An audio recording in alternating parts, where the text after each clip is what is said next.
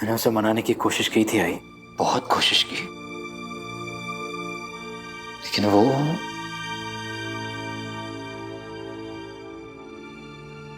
उसके आत्मसम्मान को ठेस पहुंचाई है मैंने।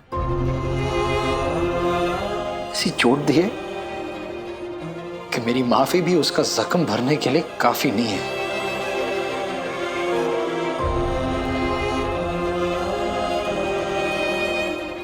मैं उसे नहीं ला सका आई, लेकिन इतना कहकर आया हूं कि जब कभी उसका गुस्सा शांत हो, जब उसका मन करे, वो मुझे बता दे। जहां कहीं भी होगी मैं पहुंच जाऊंगा उसे वापस लाने के लिए। लेकिन तब तक क्या करोगे? यूं ही हाथ पे हाथ धरे बैठे रहोगे क्या? नहीं आई, उसे मनाने की कोशिश करूंगा मैं, एक बार नहीं 1000 बार करूंगा, लेकिन इस चीज का भी ध्यान रखूंगा कि उसे किसी भी चीज के लिए मजबूर ना करूं। मजबूर तो उसने कर दिया है विराट, तुम्हें उसके आगे झुकने के लिए। तुम्हें इतना भी समझ नहीं आ रहा कि वो मजाक बना रही है तुम्हारा ये सब नाटक करके? वो बस तुम्हें और भी ज्यादा शर्मिंदा महसूस करवाना चाहती है, ताकि तुम जितना उसके आगे माफी मांगोगे, जितना गिड़गिड़ाओगे, उसके लिए उतना ही आसान हो जाएगा उसकी बातें मनवाना, तुम्हें अपने परिवार वालों से लड़वाना। ये सब करके वो तुम्हें अपने हाथों की कठपुतली बनाना चाहती है विराट। अब मैं सही के खिलाफ एक शब्द भी नहीं सुनना चाहता हूं।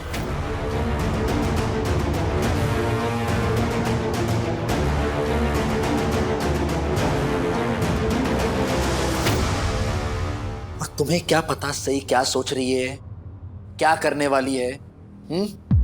ह्यूमन बिहेवियर की एक्सपर्ट हो तुम, पीएचडी की है तुमने। इतनी सिंपल सी बात समझने के लिए एक्सपर्ट होने की जरूरत नहीं है विराट। और अगर तुम्हारी आंखों के सामने ये जो सही नाम का पर्दा नहीं पड़ा होता ना, तो तुम्हें भी साफ नजर आ जाता। सही अच्छे से जानती है कि तुम उससे दूर नहीं रह सकते। कोई खास जगह है तुम्हारे दिल में उसके लिए, बस इसी बात का फायदा उठा के वो तुम्हारे जज्बात के साथ खेल रही है। माना कि तुमसे गलती हुई है विराट, लेकिन तुम्हें अपनी गलती का पछतावा भी तो है। और तुम्ही ने कहा था ना कि तुमने उससे जाकर माफी भी मांगी थी, फिर उसने तुम्हें माफ क्यों नहीं किया? अब ऐसा तो नहीं है ना कि सही ने कभी कोई गलती नहीं की। अरे इस घर की बेटी को भगाकर बिना किसी को बताए उसकी शादी करवा देना, ये गलती नहीं तो और क्या है? वो इतना नाटक सिर्फ इसीलिए कर रही है क्योंकि वो बहुत अच्छे से जानती है कि वो जितना वक्त लेगी तुम उतना उसके एहसानों के नीचे दबोगे, और फिर वो जो कहेगी, जैसा कहेगी, तुम वैसा ही करोगे। मैं उसका पति हूं, उसके बावजूद मुझे नहीं पता उसके बारे में इतना कुछ, लेकिन तुम एज ऑलवेज तुम्हें सब पता है। आई, सही नागपुर जरूर आएगी। वो अपनी पढ़ाई का नुकसान कभी नहीं होने देगी।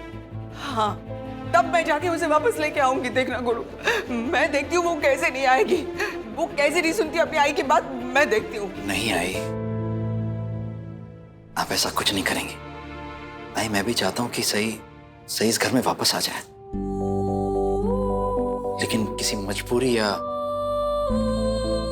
किसी का दिल रखने के लिए नहीं। मैं सही को वापस लाऊंगा, लेकिन तब जब वो मुझे माफ कर देगी।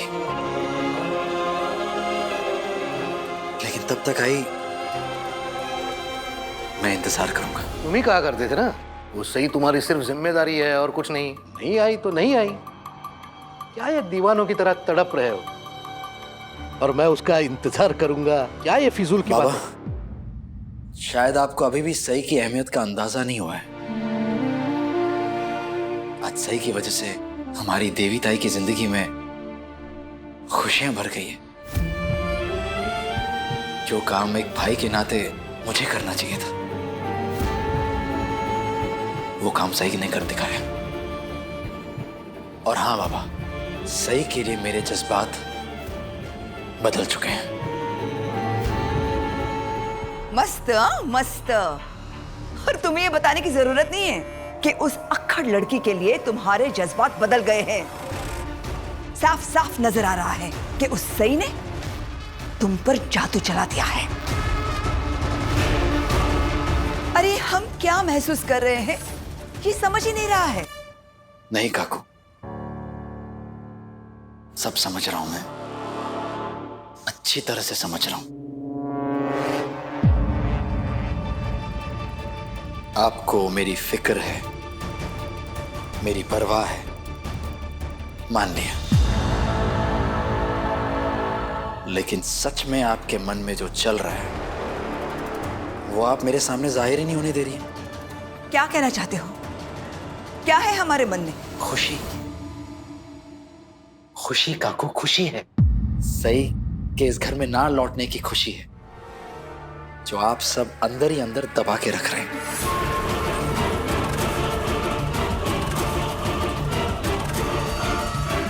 जश्न मनाने का मन कर रहा होगा ना आपका, ये सुनकर कि सही घर में वापस नहीं आने वाली है। आप सब मुझे कहते रहते थे कि सही को इस घर को छोड़कर चले जाना चाहिए था, उसका कोई हक ही नहीं बनता यहां रहने का। देखिए, आप सबकी मनोकामना पूरी हो गई।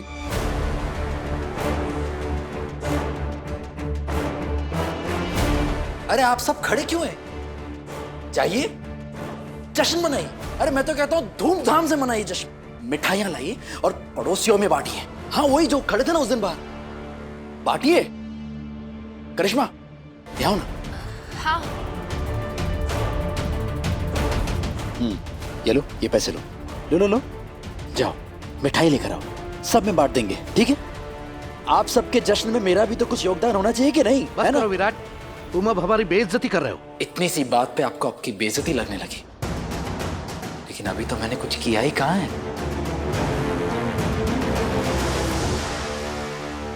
इतनी सी बात पे आपको गुस्सा आ गया, लेकिन आपको एक भी बार ये ख्याल नहीं आया ना कि सही के दिल पर क्या बीती होगी, उसे कितनी बेइज्जती महसूस हुई होगी जब मैंने, आपके ये सुपुत्र ने उसे सबके सामने भला बुरा कहा, घर से बाहर निकाल दिया। तब आपने मुझे कुछ क्यों नहीं कहा? बस कर विराट, उस जंगली मुर्गी का भूत तेरे सर पर मंडरा रहा है। लगता है जब तक वो वापस नहीं आएगी तुम पूरी तरह से पागल हो चुके होगे। नहीं काकू, पागल तो आप लोगों ने मुझे बना दिया था, इसीलिए मुझे सही की ना तो सच्चाई दिखी ना अच्छाई। काकू, आपकी बातों का, आपके शब्दों का ऐसा पर्दा मेरी आंखों पर पड़ा हुआ था कि मैंने अपनी सही को खुद से, इस घर से, अपनी जिंदगी से निकाल दिया। अपनी सही सही को अपनी जिंदगी से निकालने के लिए मैं खुद को और आप सबको कभी माफ नहीं करूंगा।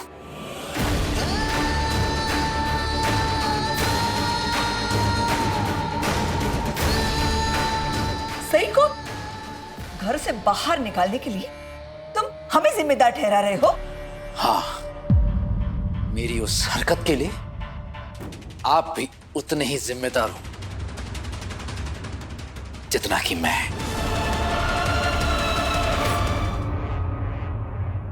खोड़ू, सही इस घर में वापस आएगी, उसे आना ही होगा। क्यों नहीं आएगी वो? ये घर उसका है, यहां रहने का उसे पूरा अधिकार है। वो जरूर आएगी, आई, मैं उसे लेकर आऊंगी।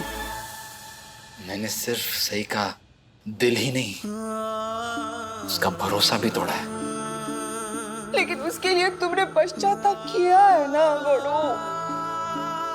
पश्चाताप कर लिया, लेकिन अब इंतजार करना है आई, तब तक जब तक सही खुद मुझे माफ नहीं कर लेती और वो अपने आप इस घर में लौट कर नहीं आ जाती।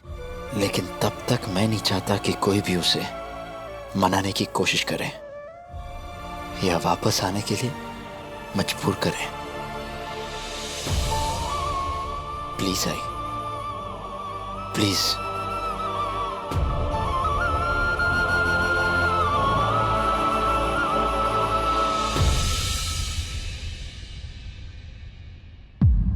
पत्रलेखा, मैं तुम्हारे आगे हाथ जोड़ती हूँ, भगवान के लिए मेरे बेटे को अकेला छोड़ दो कुछ देर के लिए। सही के ना लौटने की वजह से वो वैसे भी बहुत परेशान है पत्रलेखा। मैं नहीं चाहती कि तुम उसकी परेशानी और बढ़ाओ। Please please. मैं उसे परेशान करने नहीं जा रही हूँ अश्विनी मामी। जाती क्यों हो उसके पीछे पीछे? मैं सबसे विनती करती हूँ, मेरे बेटे को थोड़ी देर के लिए अकेला छोड़ दीजिए। ना ही उसे कोई फिजूल के सवाल पूछेगा और ना ही कोई बेकार की बातें करेगा। सही के खोने का डर उसे खाए जा रहा है और मैं नहीं चाहती कि उसे और तकलीफ हो। प्लीज।